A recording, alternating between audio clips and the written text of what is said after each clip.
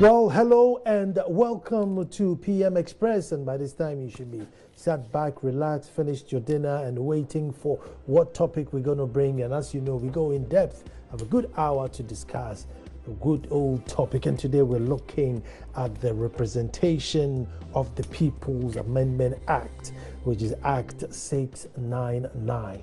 Now, April 4th, 2016, a group of Ghanaians who formed the Progressive Alliance movement, live in America, thought that, look, their rights were being denied them because even though they were in America, they're still Ghanaians. And they also had to vote. They had to exercise their franchise as to who becomes president or who becomes an MP in the constituency.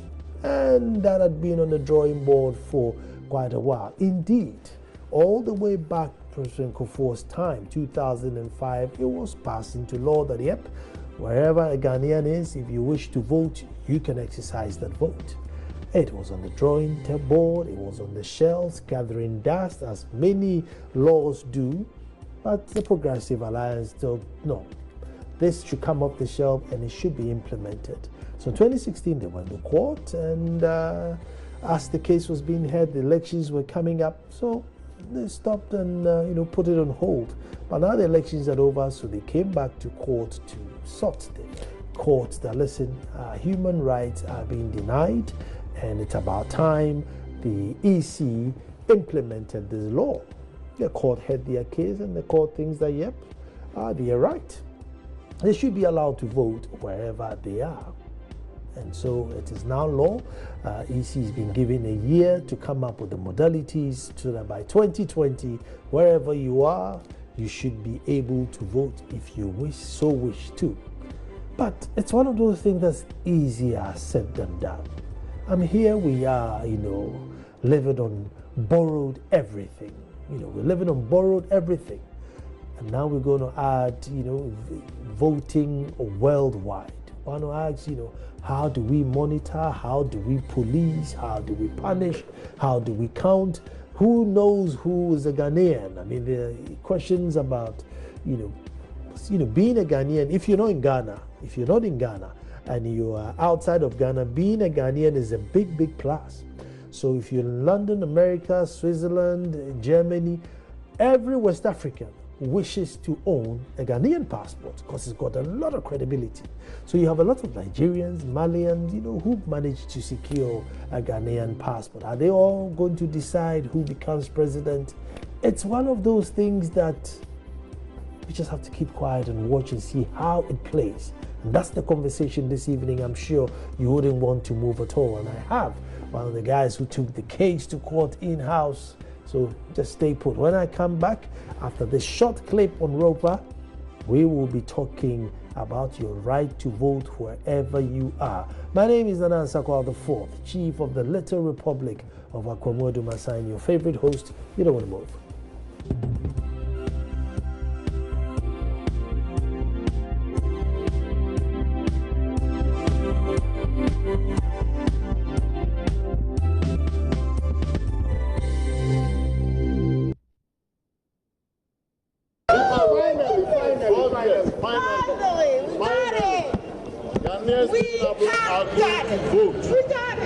The excitement was visible on the faces of the individuals who had brought the matter before the court and got Justice Anthony Yeboah to rule in their favor.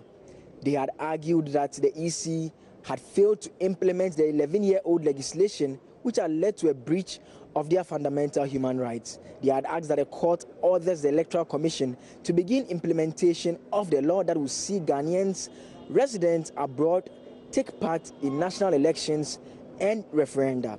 Lawyers for the Electoral Commission had opposed the application. They had insisted that they were in the process of implementing the law and did not see that they should be compelled to do so. They also talked about logistical constraints that implementing ROPAA could have on the Commission, particularly issues of financial burden.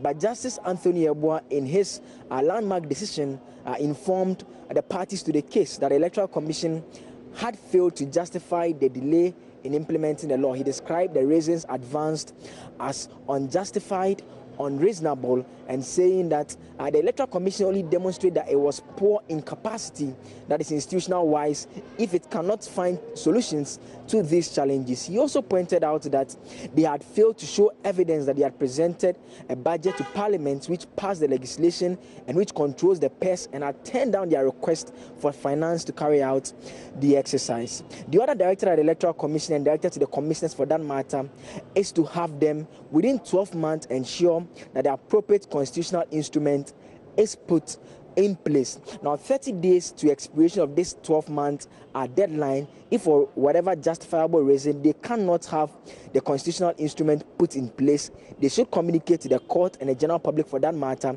the reasons for their failure to obey the orders of the court. As can be imagined, they sang, danced, and chanted, puffed their fists in the air. So we are so thankful for everybody else that, of course, I can remember all the churches, all the people who supported us. This is a big day this is a win for Ghana. We're excited. And very exhaustive decision. The decision simply being that for 10 years, the Electoral Commission has been egregious and deliberate in ignoring the implementation of Act 699. It is certain that Ghanaians living abroad will vote.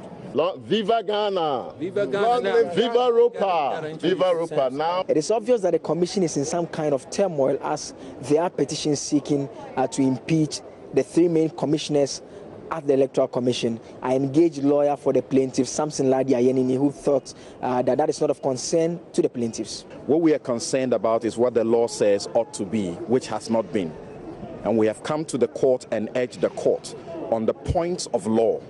The Electoral Commission contended that the right to be registered to vote and to vote from abroad is not one that can immediately, be done for them. Even though it claims that it had been doing so assiduously, the evidence shows that it has simply been sleeping on the job or just deliberately not intended in making sure that what Parliament had done was actually, was giving, as it were, what it needed to be done. Now, as simple as it may sound, this is big, big, big, with big repercussions. Representations of the People's Amendment Act must come into force within 12 months, and by 2020 it should act. With me in the studio is Kofi Koranteng. Kofi, you're welcome. Thank you, Nanansa. Thank you so much for having us. Yes, you're welcome. And for those who may not remember, Kofi was the one who responded to the winding situation, and here he's allowed to wind. I give you a license to wind, Kofi. Thank you. But Kofi, you see, one will say, well, you guys are in your brutery and living with systems that work and surpluses that you're able to give aid and everything. And here you are, going to, lading us with so much burden. We're borrowing as it is just to, vote here. And now you're adding, the diaspora to it. Are you just being, advisedly selfish, saying, look, we don't care, whether it costs you a penny or not, come and let us also vote? Well,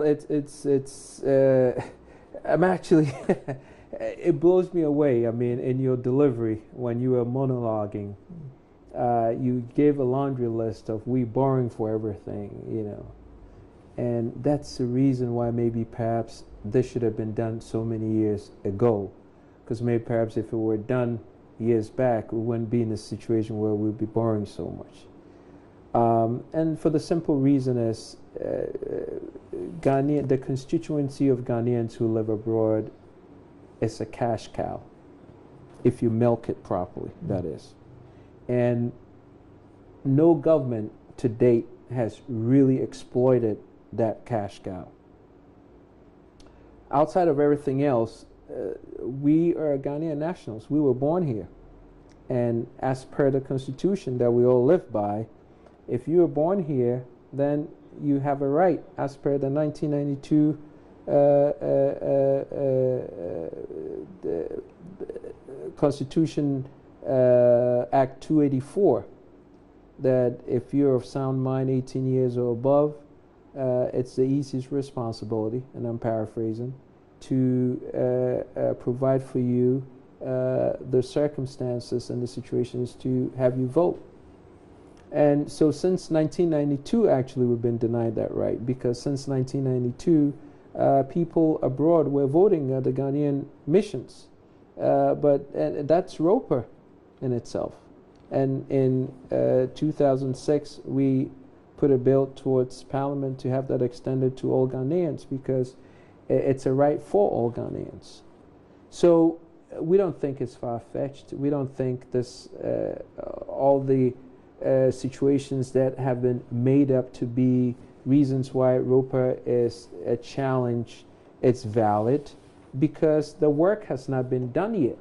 If the work were done and we had a specific pathway that said this and that is what is going to take for ROPAA to be implemented, then at least we will be speaking from a point of strength, of knowing the facts. The EC, who has the clear mandate to put together the pathway, hasn't done that in 11 years. And I cannot even see how we can even keep a group of people in business when they have failed to do their jobs for 11 years. And you expect the country to move forward? That's absurd. On the issue of absurdity, let me go straight to the phone and speak to Eric Japasu, who is the PRO for the EC, so he may have some answers for us. Eric, you're welcome. Thank you, Nana. Great. Eric, 11 years, has it been too long? Thank you very much, and good evening. Long or not too long would depend on the way we look at the whole issue. ROPAA came exactly some 11 years back, and it came with a caveat that as and when Commission senses I'm ready to implement ROPAA, we'll go ahead and implement ROPAA. And it has been back and forth up to now that ROPAA got caught, and now we have an order to ensure that ROPAA is rolled out, and we get ready with the roadmap in about 12 months' time. So what I would say for now is that the court has given an order. It has ruled. ROPAA is existing law. It has been there for a very long time, and it has been reinforced now by these orders of the court. And the position of the commission is that it has a vision. It has in mind the idea, the plan of rolling out ROPAA. Why am I saying that? Commission has a 5-year strategic plan which terminates in the year 2020. And one of the main objectives of that plan is to make sure that by 2020, Ghanaians living abroad who are so qualified will have the right to vote in our election. Wow. Because I was trying to find out things like electoral more practices. I'm sure it came up in the judge's reading that, you haven't even presented it to, the Chief Justice to find out, what happens if, Kofi snatches a ballot box in Times Square. I mean, what do you do? Hello? Hello, Eric, I was just saying that if somebody snatches a ballot box in Times Square, how do you deal with it? Yeah, these are all the fine details which must go into preparing for ROPAA. ROPAA is a very major electoral reform program. And electoral reforms or electoral regulations, yes, the Electoral Commission is the arrowhead. But at the end of the day, it is always a collaborative activity involving all the stakeholders. So the way forward when it comes to providing election security, the logistics, everything, will also factor in the inputs which will be coming from all the major players, even including the government of Ghana. So these will be fine details, and I wouldn't want to preempt any suggestion as to how we maintain election security in Times Square or in Cuba or maybe in Thailand or wherever we may agree to be having the election. The other thing is, you see, Erica, I think the EC is building for itself either a tradition or a culture where things that are very plain, black and white, always have to be dragged to court and the EC being told what to do. And I can give you a series of things that the EC would always end up in court and get kicked out and not go and do your job. Is it becoming a tradition for the EC now? No, not. You see, I wouldn't say it's really a tradition. You know, Nana, ours is a nascent democracy. We are growing gradually, and we are growing from strength to strength. Okay, there were times where people may not be too much aware of the possibility of sending some issues to court. Yes, it is true. Some issues have gone to court. Some have been ruled.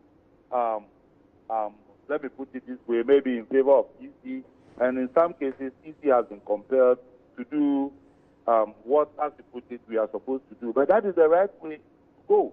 The EC is created by laws. There are laws, and the laws are subject to varied interpretation. And some of the programs, before you roll them out, you need to build consensus around it. So it is just proper that when it gets to a point and we disagree on the interpretation of the law, people recourse to the law to get the right interpretation. Then we move ahead. Unfortunately, it is creating the impression as if the EC is intransigent, the EC is incompetent, and the EC wouldn't want to do things at the right time. Far from that, these are means of clearing the environment.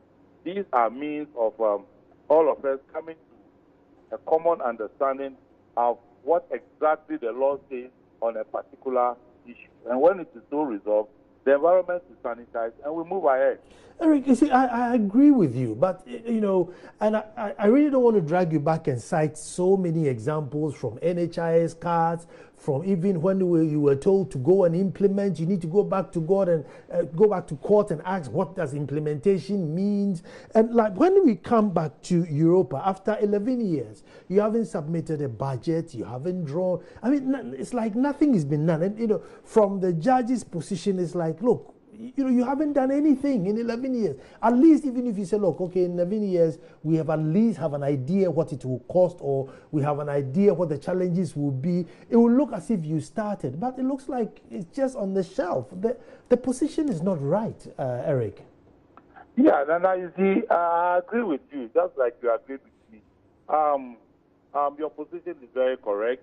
But what I'm trying to say is that, see, when that law came, if you go back to it, I just don't have it here immediately. Mm-hmm. You see, it came with a caveat, which means that as at the time that law was passed, you know, the controversy surrounding it, and the lawmakers, put in that caveat that after when the electoral commission is ready. So I would say, right from the word go when ROPAA was passed, as a country and as the legislators who passed the law, in their wisdom realized that as at that time, we were not just too right to move on with ROPAA. That is going to take some time for ROPAA to be rolled out. And we've had a series of reforms. So our electoral system has been building from strength to strength, incrementally, from one point to the other. So if we have it as a vision that will be rolling out ROPAA in the near future as envisaged by the law, and we've reached a point that we think we can make a move and bring the stakeholders together to see how best we can implement it, I think we are just moving forward. We're just moving on. It isn't as if it has been there and nobody cares about doing anything about it. But you need to get all the action. Even now that the ruling has come, you are in charge of the discussions and see the way opinions are so divided about it. But you need to put some consensus around every electoral reform, the legal issues notwithstanding, so that when you move ahead with it and the results come out, everybody accepts it and it's so peaceful, Nana. Great. Current conflicts with the top hierarchy in the EC now, how are you going to sit to be able to put this together and roll it out in 12 months? Or definitely within 30 days before the 12 months, you issue a note to say, look, the top hierarchy is not settled, so give us more time. Yeah, we have the commission and we have the staff, and as you rightly said, we have issues in court about the top management. But at the moment, I'm not at liberty to speak to the issue of the confusion. But what I'm saying is that the judges ruled, and we are to come out within 1 year with a program. Whatever challenges that we meet on the way, we need to come out and tell the good people of Ghana. So for now, the most important thing is that Commission has accepted the ruling in good faith, and it hasn't changed anything much.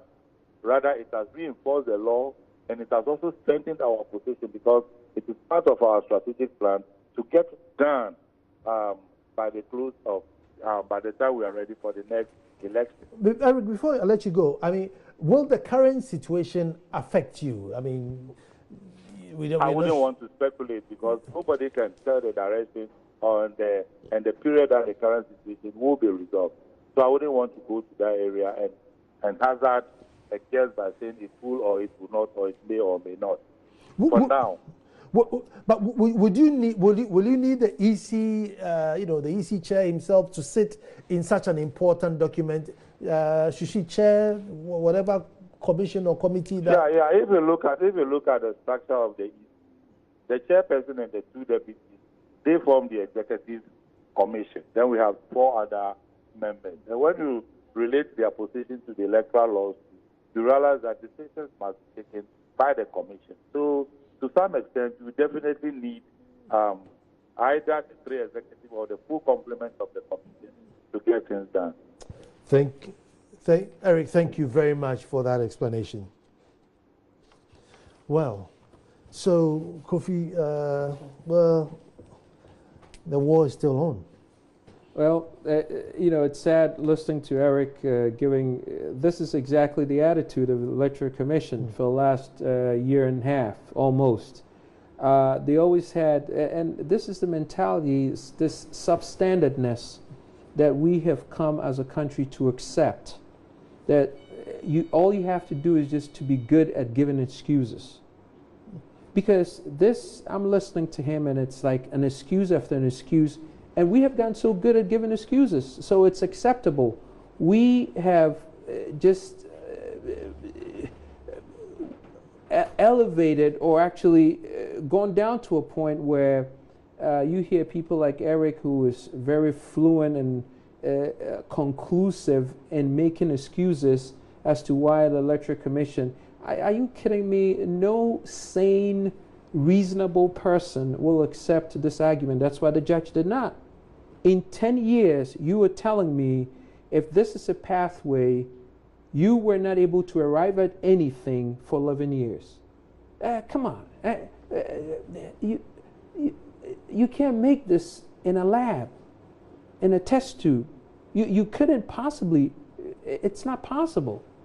But here they go with excuses. And this is where the leadership has defaulted into and that's why I always say our leadership is really flawed in their thinking, and because they accept somebody like Eric to come up and give excuses, and I know it's not his fault. It's a culture of EC. We made every attempt to the Electoral Commission. I personally flew in just to hand them a letter and fly back to New York just to make sure. I didn't want to designate anybody to do it. I wanted to go in myself and meet Miss Charlotte Osei and hand her over a letter that says, we're serious about this thing. If you have any plans in having this thing resolved, let's sit down and talk about it. Because we didn't want to be hit when we went to court by the judge saying, did you ever make an attempt in reaching out to the EC? We sent letters. We addressed all the, we copied all the commissioners. I personally went and hand-delivered it to her office, to her special assistant. And she promised me she was going to have it delivered to her. We didn't get a response. When we went to court, and many times that the court required them to respond to when we initially put in the writ and the arguments were being made for them to respond, they still did not respond. The AG came in, who was the second respondent, came in and made some flimsy excuse as to why they were having meetings, and at some point, and the judge asked them, if you're having meetings at an agency like an EC, I would expect you to have minutes. Where are your minutes? Oh, well, Judge, I am I am, you know, I'm not as experienced a lawyer, so you have to be easy on me. What kind of excuse is that? This is what their lawyer said. I was in court. I've always been in court. I fly in just to, you know, represent the plaintiffs in court. And every day they made an excuse and pushed the goalpost so that they could have another chance. What kind of attitude is that? For 11 years, they should all be fired. They should all be fired. If we had a serious, I'm telling you, if we had a serious president and we had a serious leadership, they should make a case that the EC was either incompetent or not willing to play by what their mandate states, and that should be grounds enough to fire them. We don't have, listen, do we want to compete globally or what? Or this is a joke. If Ghana wants to move and be competitive in a global market, we need to change this attitude of all we need is somebody to come give us excuses and it's acceptable. So long as they can give us excuses and it sounds good, we'll give them another chance. What kind of weak attitude mindset is that? On that note, I'm going to take a break, and then when we come back, we'll try and get to something to find out. Well, there's another argument as to whether voting is a constitutional right or if it's a human right. And if it's a constitutional right, you know, why then do we spend so much money to make sure that New Yorkers come to vote? Don't go. Well, thank you very much for waiting, and this is a very important topic. This is indeed a milestone in our laws. Basically, in 2005, it was, you know, made law that wherever you live, as far as you're Ghanaian, you must exercise your right to vote. It's been shelved for 11 years, and today the court is saying that, listen, it's been on the shelf for too long. Implement it within 12 months. Now, the legal practitioner who led the case is our own brother Samson Ladi Ayenini, and we have him on phone now. Hello, Samson. Hello, Nana. Always grateful when we get you on the show because we know we'll have some education. But Samson, this argument about voting being a human right or a constitutional right, is it not more of a constitutional right? I mean, how can that be a human right? If you can't vote, you can't vote. I mean, it's not as if you need a doctor or something like that. Do you want to think what the Supreme Court of Ghana has said about the right to vote? Well, I won't change. Just arguing quietly on the back. You're arguing after the fact. Easy now. I'm not saying they got it wrong either. Just arguing after the fact. Okay. Well, it was not an easy thing to do. Mm-hmm. Obviously, that is the reason we strategically went to court on clear points of law. Mm-hmm. So we didn't actually limit ourselves to what the Constitution of Ghana provides or does not provide to cover the right to vote. And if you have the benefit of the judgment, speculating now because this is a landmark and everybody wants to have a bite. You know, we took the court beyond the shores of Ghana. We took the court to Ghana's Article 17 of the Constitution, which prohibits discriminatory practices, and pushed the point clearly that if some Ghanaians who are studying abroad, Ghanaians who are in Ghana's missions, who are working for the state abroad, are allowed to be registered abroad and to vote from abroad, and yet there are Ghanaians who are as equal citizens as the others, and they are not being allowed to vote, then clearly that is discriminatory, and the Constitution frowns upon that. And the judge held in the affirmative that we were right on that point. The EC was against that point, that was not discriminatory.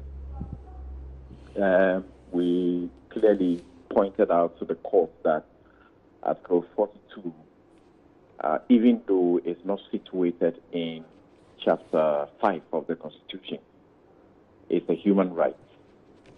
the Bill of Rights, human rights, are contained in Chapter 5 of the 1992 Constitution. The EC's argument was that the right to vote is not a human right because it's not in Chapter 5 of the Constitution. And you should read the judgment of the court. The court really mocked that kind of argument because the Constitution provides in Article 33(5), and we went on the strength of that as well, that the Bill of Rights is inexhaustive. What you find in Chapter 5 of the Constitution is not conclusive, it's not exhaustive of the rights that, human rights that Ghanaians are entitled to enjoy. So if you find something which is of human rights nature in another part of the Constitution, you can bring it in. That's Article 33(5).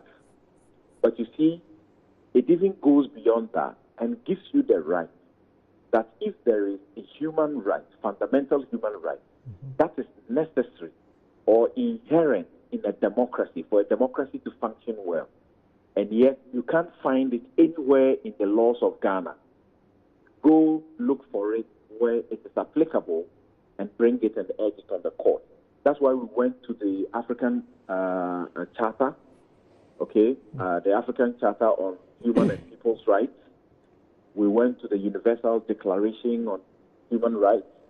We went to the European Convention and a couple of other, very strong international instruments that Ghana is party to already, and urge the court on the basis of Article 33(5) to adopt them because they are expected to be adopted. And the court was clear. We pointed the court to a Supreme Court decision which was presided over by none other than the Chief Justice, which was very clear when the right to vote was being extended to prisoners. Persons who have committed wrongs and have been convicted, and have been sentenced to languish in jail were extended the right to vote. In that ruling, or in that judgment, the Supreme Court said the right to vote is a constitutional right, and even far more importantly, it is a fundamental human right. Wow. So we urged that on the court, and the court said the Electoral Commission says it's not a human right, but the court said it is sorry, it can't help the Electoral Commission because the Supreme Court has already pronounced on that, and therefore it's unable to help the Electoral Commission. There were two other cases that the court also relied on to state that point very clearly without any equivocation. Samson, let me come in here, even though, I'm trying to close the barn gate after the horse is bolted. But, you lawyers talk about spirit and letter of the law. The Supreme Court looking at our situation, and sometimes, even the judiciary complain about their wages coming late. We are short of funds. In the spirit and the letter of the law, should they then say, look, we don't care whether we have funds or not, open the gates? Those in America, they are okay. They're fine. If they don't vote, what happens? Why should we burden ourselves and extend, voting to the UK and Germany? Why should we do that? Why should we do that? Because there are Ghanaians there, and who are also entitled to the right to vote. It's as simple as that. I know, but to what cost? And here in Ghana, our Ghana Revenue Authority collect taxes from Ghanaians. The taxes that it collects from Ghanaians, remittances alone that Ghanaians abroad, in the small number that they are, have brought remittances that far exceed what we here in Ghana have come together and collected to be the tax money that we should use to govern, to manage this country, to run the country. So if they are living abroad and they are in such a small number, and yet all the taxes we put together, they contribute far in excess of that amount. Don't take them as a constituency that do not have equal rights with you, because they sit there or they live there, but they are managing your country for you anyway by the finances, the monies that they bring. We glory in cocoa, how much cocoa earns for this country. They have brought remittances that far exceed what cocoa has brought us. So I don't know what we are actually looking at. And in any case, we live in a tech revolution. We live in a tech revolution. People should think. We should be thinking about the solution rather than continue to recite the problem, like the court said, that the EC have become an expert in reciting the problems to us and has done that for 11 good years. Instead of thinking about the solution, it has always been reciting the problem. So I ask the question, Nana, and with the greatest of respect, if Niger is able to do overseas voting for its citizens abroad, if South Sudan is able to do overseas voting for its citizens, come on, Ghana. Mali, when Mali is going to vote, Malians who are in Ghana, it is the Electoral Commission of Ghana that supervises for Malians in Ghana to vote for Mali elections. Come on. Okay, something. Niger, Senegal, Mali. Hold on there, don't go. Hold on there. Let me come to studio and find out from Kofi. Kofi, now here I am in the studio, trying to find out, trying to decide who's going to be the MP. And you could be in New York, you could be in, Milan, having your baking and sandwich and going to vote for somebody who may not be good for us. Because I'm on the ground, I see what's happening, and I know that, look, candidate A will be suitable for us because of whatever reason. You are also in Milan, and obviously your standards are now high, and you are going to take somebody who's probably not going to represent us well, and you ruin the vote. Mm-hmm. Well, let me just say this. You cannot prove to me that that is not happening now. And that's not the point. In any case, that's not the point. The point is, you have a job to do. Do the job. No, but you see, it's a representation. But you're not on the ground. But that's you see, and this is why, like I always say, we always go above and beyond consideration of facts. Here, everybody's getting on the phone, everybody's calling radio stations and television, making assumptions as possibilities of what could happen out of ROPAA, and nobody has facts. The EC has not even said anything. And again, I'm glad we have this incredible human being on the line called Samson Lardy. He is incredible, and I've been saying on radio stations we owe a debt of gratitude to Samson because he has changed literally the course of Ghana. Seriously, with this judgment, I know for a fact that Ghana is going to change. I'm serious. I'm so. I was in East Legon today. I'm tangenting it a little bit, and people came up to me and said, "You know what? With this ruling, we had no faith in Ghana. Now we have faith in Ghana." A gentleman, a doctor, came to me and said he had a building in East Legon. He's not going to sell anymore. He's actually going to reconsider relocating to Ghana. With this ruling, do you understand how pivotal this thing is? Thanks to you, Samson. Incredible job, phenomenal job. But back to your point. The point is, EC has to do its job. You see, democracy will always take its course.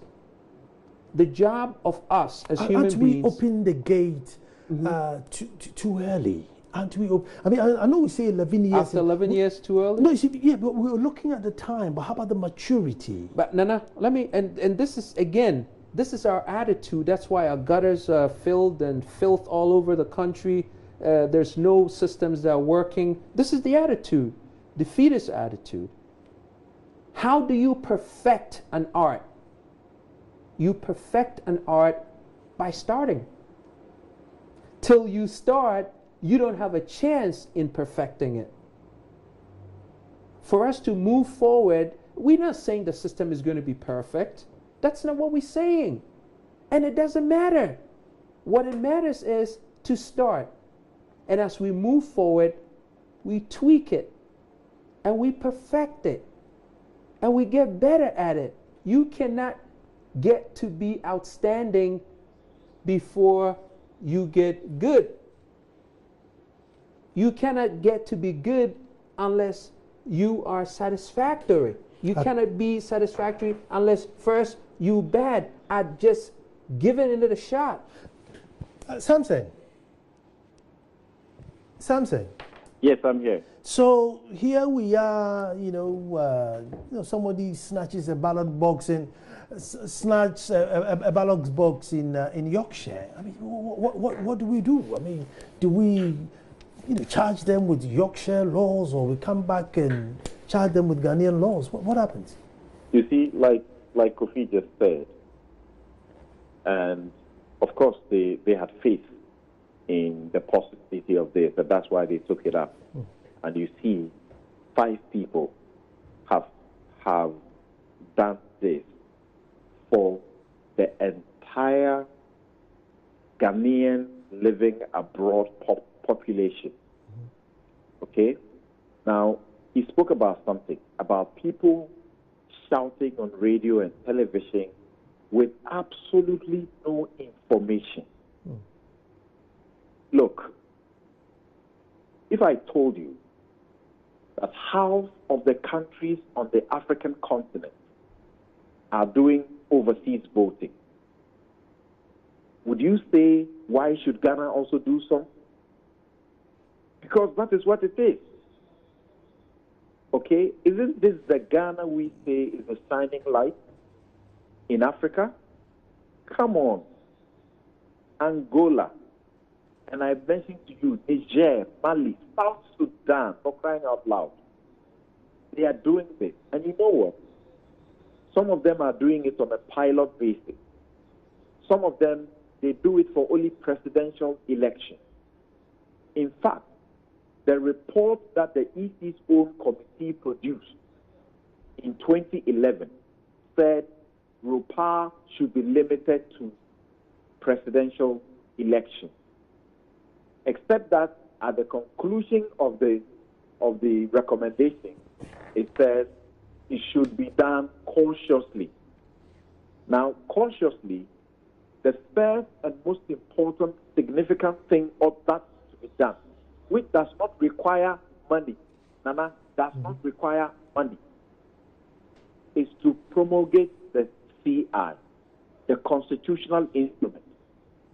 It has taken 11 years, and there has been no step to promulgating the constitutional instrument. All those who are shouting around, just opposing without information.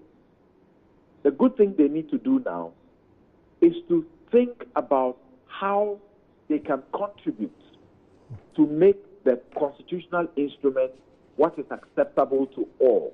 The constitutional instrument is to provide modalities for exercising this right. Who says we don't have money?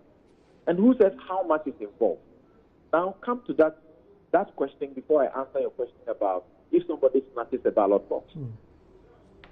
In 2016, the Attorney General didn't file any documents in court. Attorney General represents the state, correct?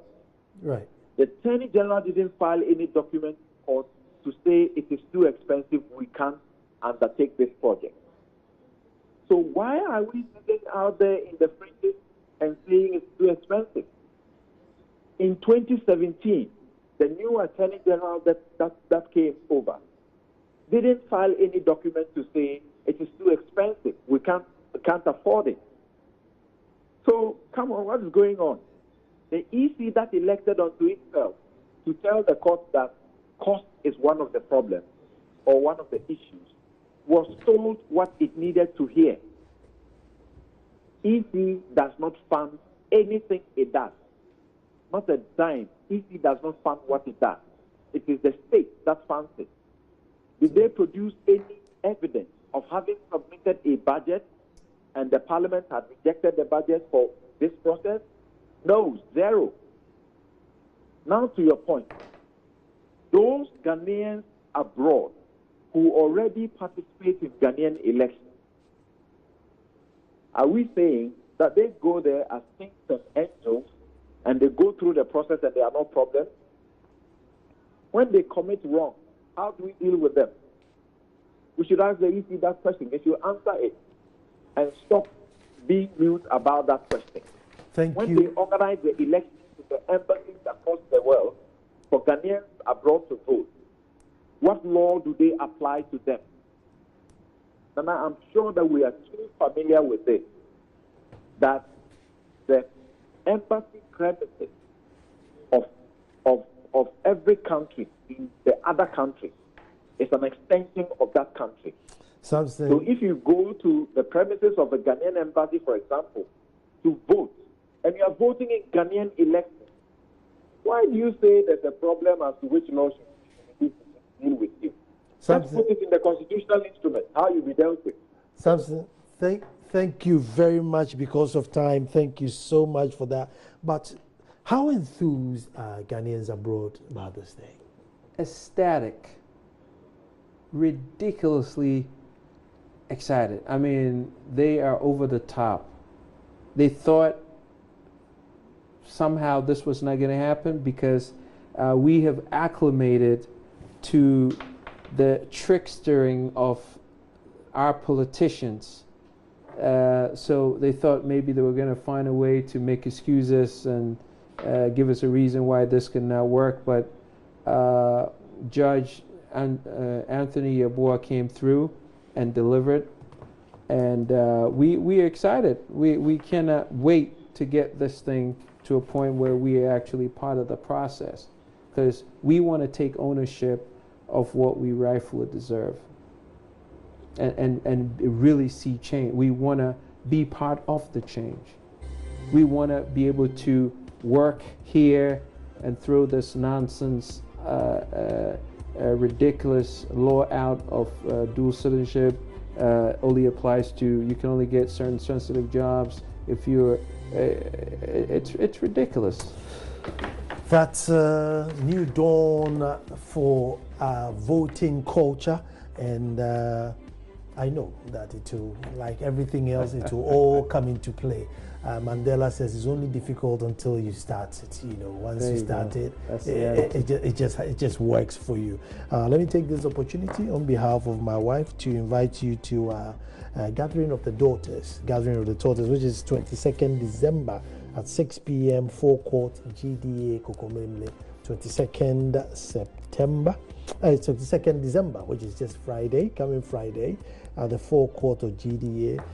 All you ladies come and say thank you to God, so you've all been invited. But I want to say thank you very much. Good fight. More grace to your elbow. It's only the beginning. There's many fights that I prescribe for you to pick up. I'm sure it's coming, but we're ready. And this time we're not playing. Great. We got the big guns out and we're ready. We're back to do this all over again. Thank you very much for watching.